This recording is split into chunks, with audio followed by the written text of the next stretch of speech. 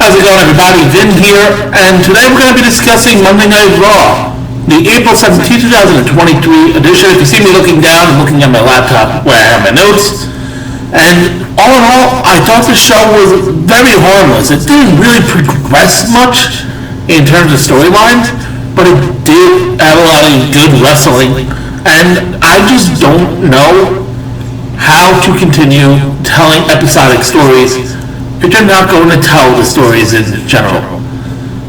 This show had pretty good wrestling. We had Seth Rollins versus The Miz, which I think this was one of The Miz's top performances in the last couple of years.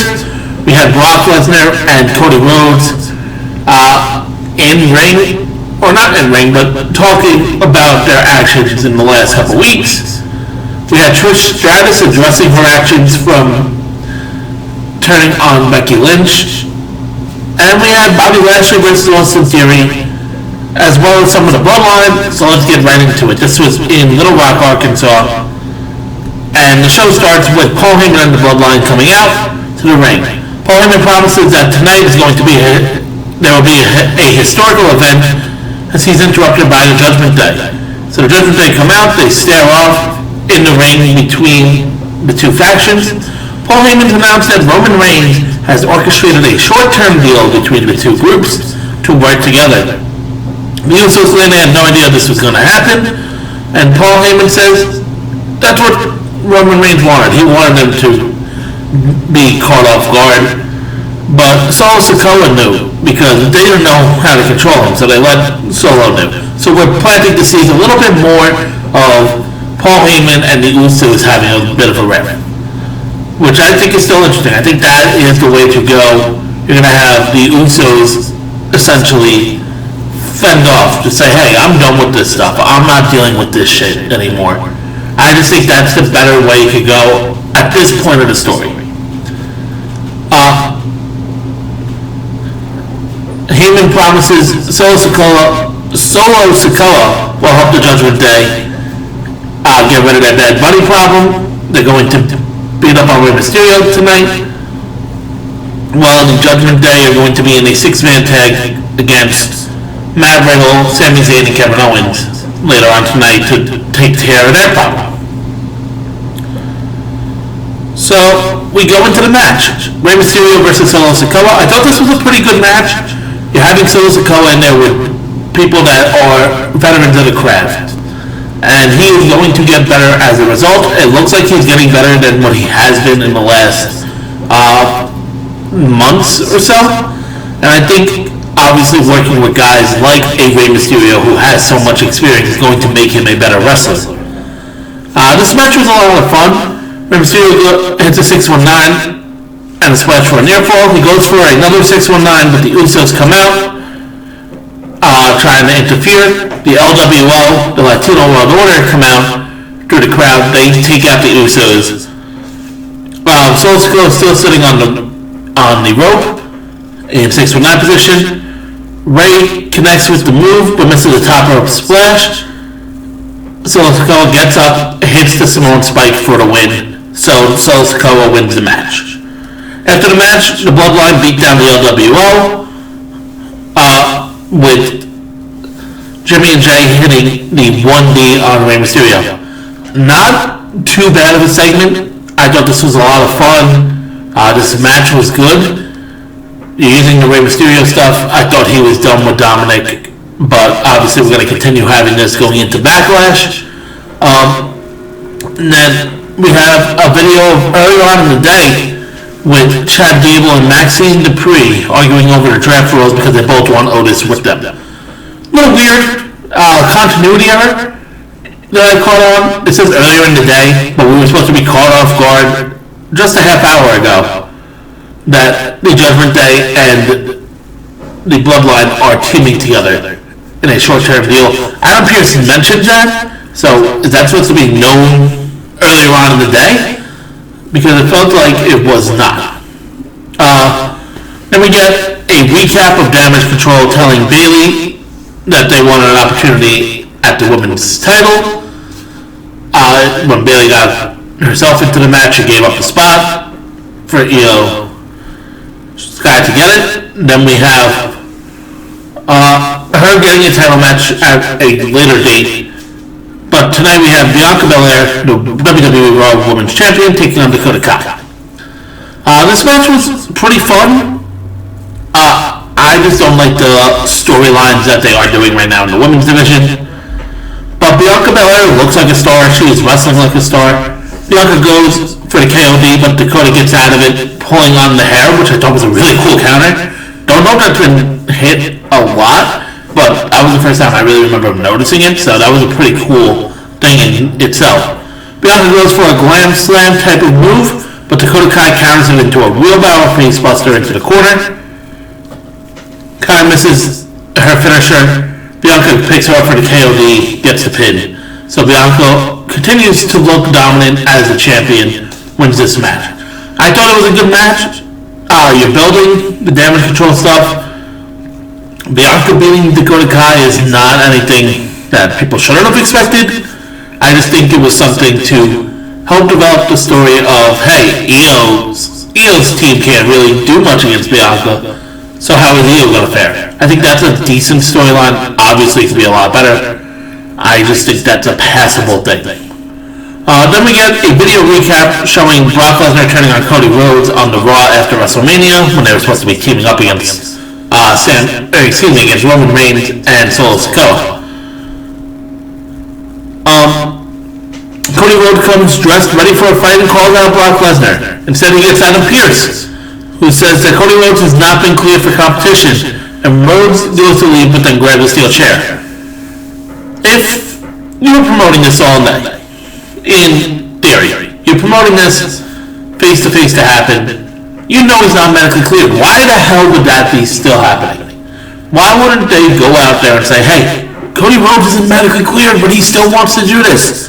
That would have been a cooler story. Instead, you have the authority figure of Adam Pearce coming out saying, you know you're not medically cleared. Why are you doing this? Why isn't WWE telling us? That's something that aggravates me. But Adam Pearce calls for security. Security comes out, tries to calm down Cody Rhodes. Pearce says he'll make the match between Rhodes and Brock Lesnar official as Brock Lesnar comes out, trying to goad Cody to attack him. Cody tries to, but security keeps holding him back. He gets up to the ramp, but a wave of security comes and catches him, keeps him pinned down so he doesn't go and attack. Cody Rhodes beats up the security as Lesnar leaves, and then says that Brock Lesnar can wear a cowboy hat, but he is no cowboy, he is a coward. I think this cooling off Cody Rhodes, I don't know if other people are feeling this way, but personally with me, I just don't think Cody Rhodes is that top guy right now. After that WrestleMania loss, after what he's been doing, just being down, it doesn't feel like they're gonna have Cody Rhodes be that guy. It feels like they're cooling him off a little bit. Now, he could go out there, he could beat Brock Lesnar at Backlash and just feel hot again, but I just don't think they're gonna have that heat with him. I don't see him as a main guy right now. And it could just be the WrestleMania loss just weighing down, but I just don't see him being a main event caliber guy at this push. I think he's gonna be at the top of the mid card at the where they have like Seth Rollins level. There's the main championship picture at the top. And then there's the Drew McIntyres, the Seth Rollins, wrestlers like that who couldn't just be put in the title picture, but they're just not seen as that for some reason. But we see Brock Lesnar leave. I just think that was just a waste of time. Just, hey, Cody isn't cleared. We're not going to actually have this face-to-face. We're going to have them just... Cody want to fight, and Brock Lesnar saying, fuck off. I just thought that was a stupid-ass thing. Then we go into the best match of the night, in my opinion. Seth Rollins versus The Miz. This is a very fun match. We're going to go into where they had the figure 4. Miz locks it in. Miz then hits his signature DDT, but holds on into a rolling DDT and gets a 2 count. He goes for a skull-crushing finale off the top rope, but Seth Rollins counters that into a superplex with the Falcon Arrow combination. Rollins hits the curb stomp after that and gets the pin. DSO if you have not, go watch that match. It was about like a 15-minute match that just felt fast, it felt high-paced, it felt like The Miz finally clicking. And I just don't get it. They don't know where they want to slot The Miz, it feels like, as he was just getting beaten by Snoop Dogg at WrestleMania. Now all of a sudden he's going to be a serious contender for a guy like Seth Rollins. That's something I just don't like that WWE does. Give them a reason, give them building blocks to get to this level. Not just, hey, he's struggling fighting against Pat McAfee at WrestleMania. Now all of a sudden he is putting on incredible matches against top tier opponents. But Seth Rollins wins. I would like to see him in the main event picture, or at least fighting for a championship. It feels like Rollins should be at that level. As if they were to, at the WWE draft that they announced is going to happen a week from Friday, if they were to essentially take the titles and split them, I think Seth Rollins should be your main champion on one of the shows, whatever show Roman Reigns isn't going to be a part of. I just think that would be the best thing for him. He is shown to be a great wrestler, somebody who can put on weekly great matches, someone that elevates your brand. I just don't understand why WWE has not done that ever since the Monday Night Rollins stuff, and that was about 4 years ago. Then we get a backstage video of Kevin Owens, Sami Zayn, and Matt Riddle talking about their upcoming match. Riddle talks about being Togo, and then just gets serious and says, "We're going to take care of the bloodline. They took out my best friend. They took my championships." I think this was the sign of Matt Riddle we needed. Not just a laid-back, cool guy. This was him showing off, hey, I'm serious. I'm going to beat the crap out of these guys. Now let's go do it. I thought that was pretty cool. Then we get a recap of Bobby Lashley's match last week against Bronson Reed. As we go into Bobby Lashley versus Austin Theory, this is a non-title match. This match was fun. Lashley has control of the match early on.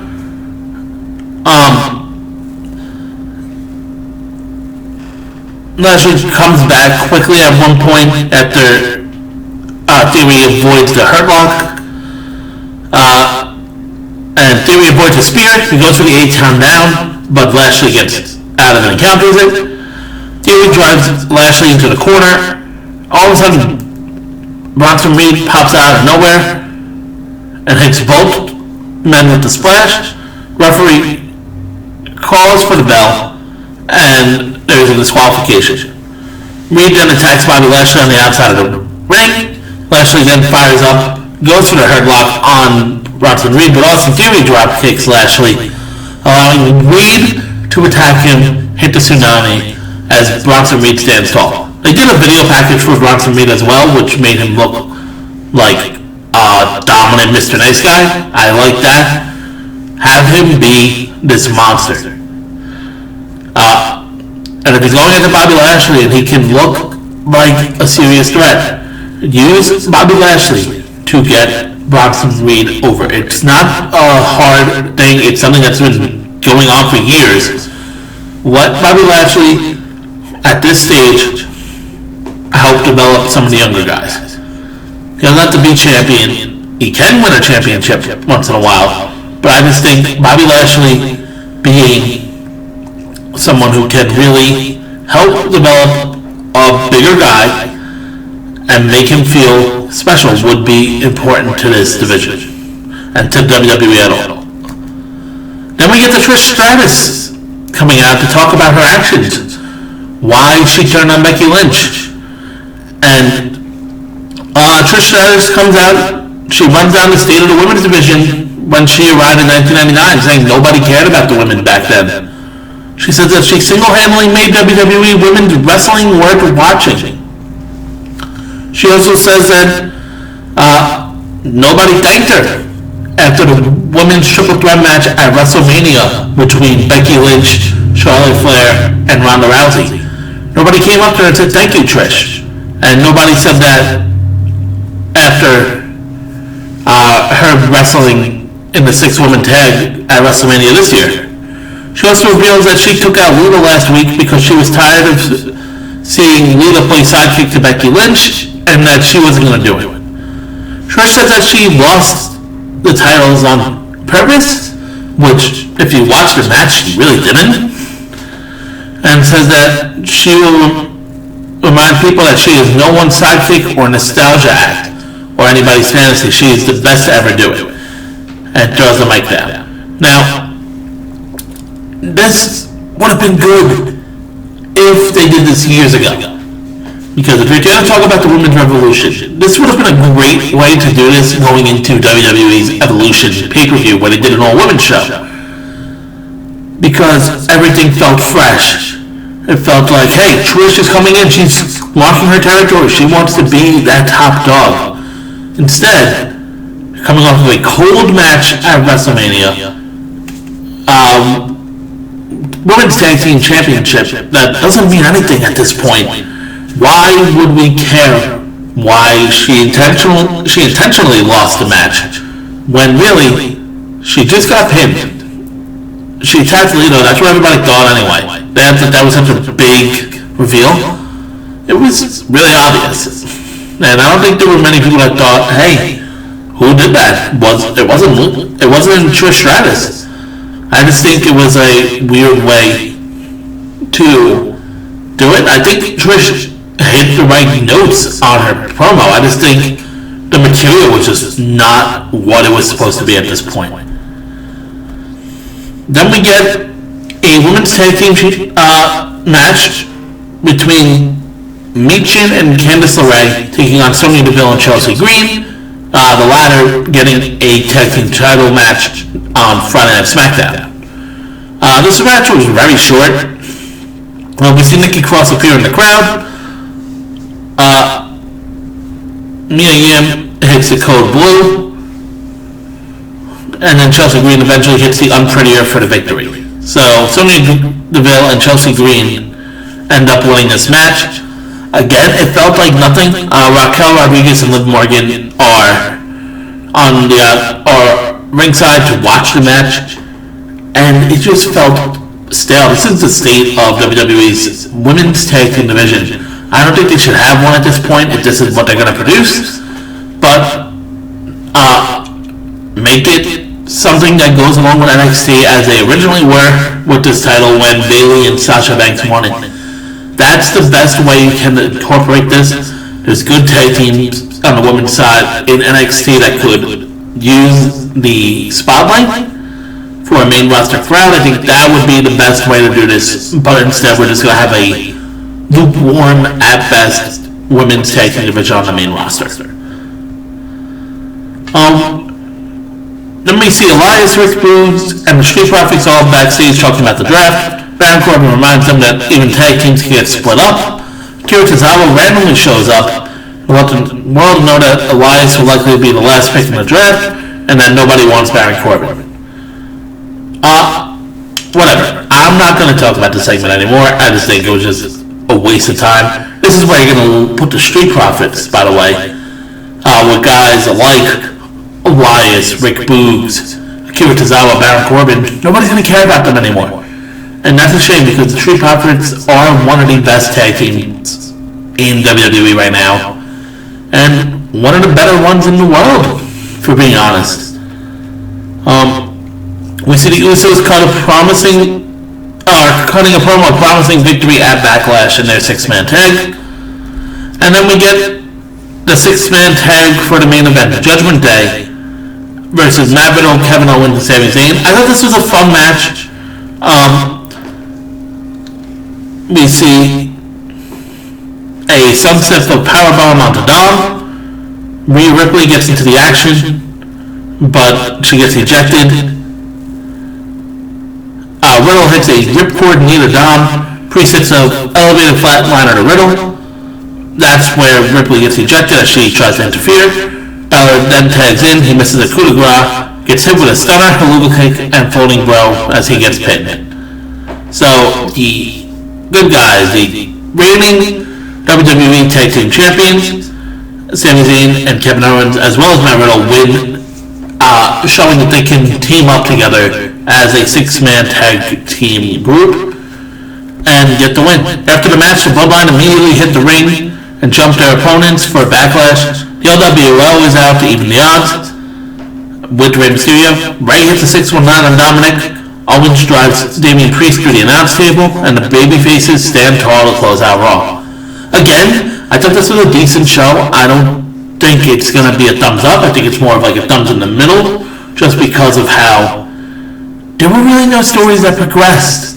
It felt like everything was just slowly going in terms of stories.